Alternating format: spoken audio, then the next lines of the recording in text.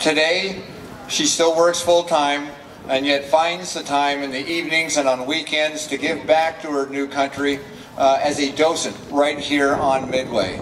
The stories that she shares with the young people who come to this museum, 1.2 million people from around the world visit Midway. We're setting new attendance records every year.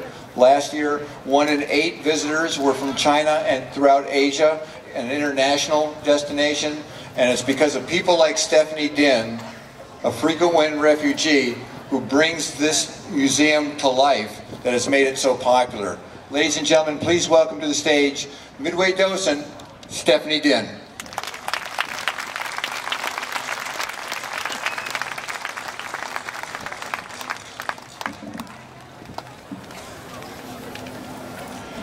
Kính chào quý vị.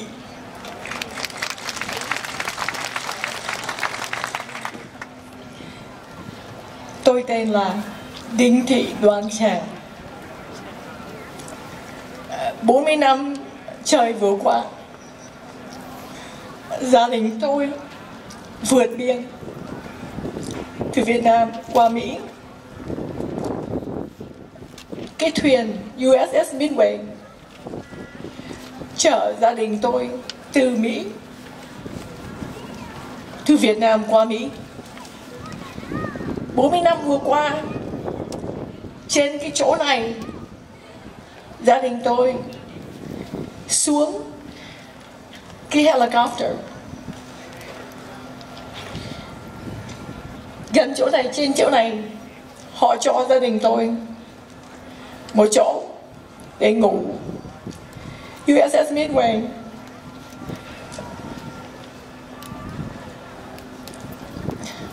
xin lỗi.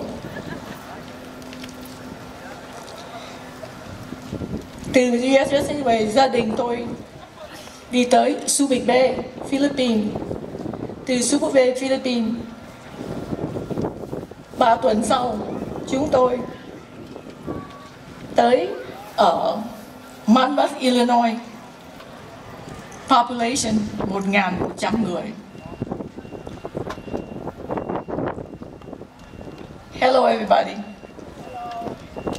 My name is Stephanie Ding. My American name is Stephanie Ding. And my Vietnamese name is Đinh Thị Đoan Trang. In April 1975, my family and I evacuated from Saigon, Vietnam, to America. And we were taken to the U.S. warship at sea, the USS MIDWAY. The flight deck where I am standing here today is the same place, same flight deck where my family and I stepped off of USS military helicopter. With other Vietnamese evacuees 40 years ago.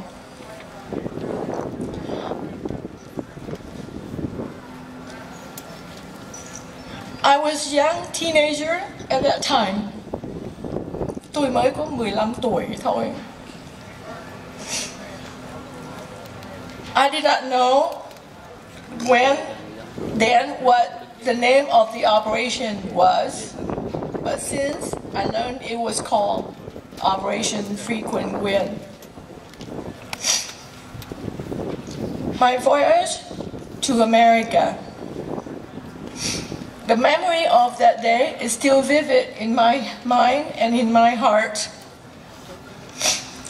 What happened on that day made it both a sad and amazing day that turned my life around 360 degrees.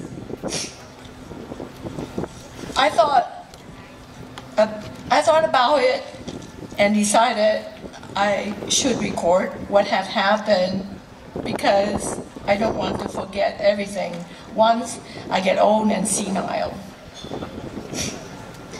On that early morning in Saigon, Vietnam, my family and I were picked up by one of the U.S. guarded military buses at a designated rendezvous place, street. We were taken to Tân Sơn Nhất Airport, International Airport in Saigon. As we were on the way to the airport, I saw the entire city was in total chaos. I could see many Vietnamese people were panicking, running after our buses and begging to get on. From the inside the bus, I saw a Vietnamese lady who was looking up at me from outside and begging me to ask the driver to stop so she could get on. I cannot forget the desperation and panic in her eyes. There was nothing I could have done to help her. I was torn. I tried to look away. Once we arrived at the airport, my family, total of 8 of us, mom, dad, and 6 children. The youngest one was 10 years old. My family and I went to a security metal detector and were directed by U.S. military personnel to wait in a large room with other Vietnamese evacuees. I remember at one point the lights in the waiting room went out because of a strong vibration from nearby bombing.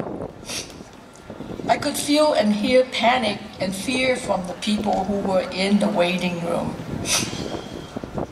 We were airlifted by U.S. military helicopter out of Saigon to the Midway. We were greeted by the military crew members and ship's doctor. I remember I was given a brief physical exam, which was basically a TB test and looking inside my mouth with a tongue depressor. Next, my family and I were directed down to the hangar deck where we were assigned a cot to sleep on. It's like any other young teenager. I explored the ship and ended up outside where I saw helicopters were pushed off the flight deck into the water. I now understand they were pushed off to make room for the Vietnamese bird dog plane so it could land on the flight deck. I also saw many cigarette and cigar boxes floating in the ocean after they were thrown overboard by the Midway crew. During the 2 days and nights on board, we were basically hung out in the hangar bay. My stay where was also my first exposure to American food. My first meal, I remember, was chicken casserole.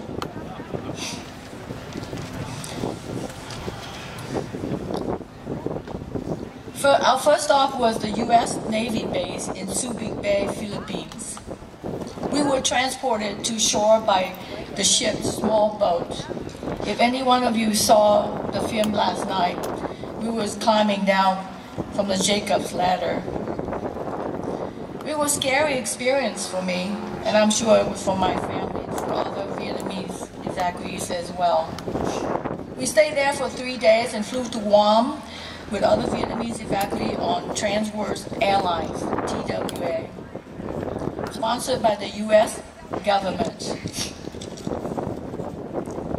In Guam, we were sworn in and each received an official U.S. Social Security and green card.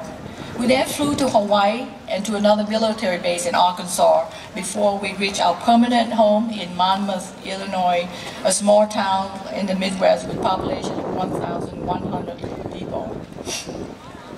My image of America.